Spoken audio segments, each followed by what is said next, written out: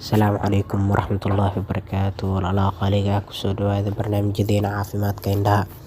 Maanta hadduu Ilaahay yiraahdo waxaan ka hadlaynaa faa'iidooyinka laga helo ookiyaalaha aan garaadada lahayn. Ookiyaalaha oo loo yaqaano solarka, mataqaanaa aan garaada dhan ku jirin. Faa'iidooyinka oo indhaha u leeyahay maanta ka hadlaynaa. 3 faa'iido oo indhaha oo u leeyahay maanta ka hadlaynaa. Sidoo kale waxaan ka hadlaynaa afka qalaad guud ahaan ookiyaalayaasha solarka afka qalaad waxa loogu magacaabo maanta ka hadlaynaa ama waxa lagu dhaho. Sidoo kale waxyaabaha oo loogu qori karo qofkan uu ku isticmaali karo, qof walba iska isticmaali karaa, mise waxaa jira dad qaar ay isticmaali karo ookiyaalaha.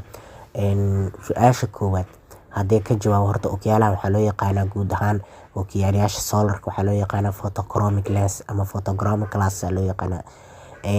Qof walba iska isticmaali karaa, qof walba isticmaali karaa, laakiin waxaa jiro dad si gaar ah loogu talagalay inay isticmaalaan. Tusaale ahaan waxaa ka mid ah dadka oo mataqaanaa oo dhakhaatiirta indhaha inay u imaanayaan ka cabanayaan mataqaanaa kombiyuuteraadka hadday ku shaqeynayaan inay iftiinkaas kombiyuutarka ka soo baxaya inayna fiirin karin. Sidoo kale qoraxda inaynan ku socon karin oo maalinka markay qoraxda ay jirto inayna socon karin oo iftiinkaas zaad u tiro badan aynu adkeysan karin. Sidoo kale TV inuu qofka wax ka aqrin karin oo TV iftiinka oo ka imaanayo qofka inuu dhibaayo.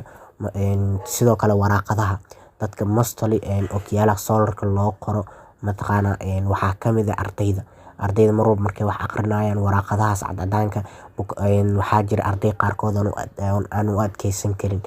Marka waa waxyaabaha ugu waaweyn mataqaanaa faa'iidooyinka u leeyahay ookiyaalaha solarka. Hadduu qofka isticmaalo iftiinkaasi oo ka cabanayo oo fiirin karin, qofka mataqaanaa u fududaana. Sidoo kale waxaa kaloo jiro sababta labaad waa madax xanuun. Waxaa jira bukaano badan oo aad iyo aad uga cabanaya madax xanuunka, kuwaasoo markay wax aqrinayaan, markay wax daawanayaan, markay mataqaanaa waraaqadaha casharada aqrinayaan ay ka cabanayaan.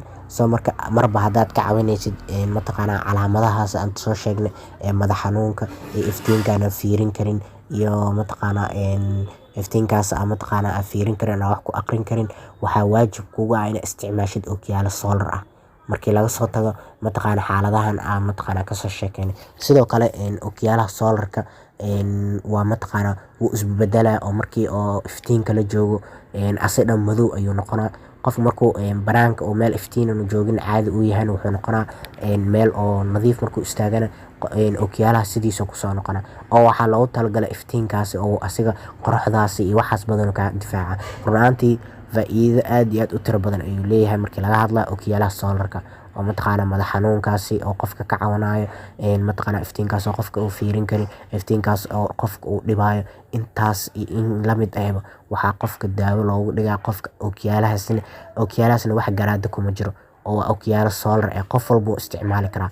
Oo mataqaanaa qof oo dhaha qofkan waa ookiyaalaha garaada waa lama isticmaali karo lama dhihi karo oo ookiyaalo caadi solar oo mataqaanaa garaada ku jirin. Magac loo yaqaano waa photochromic.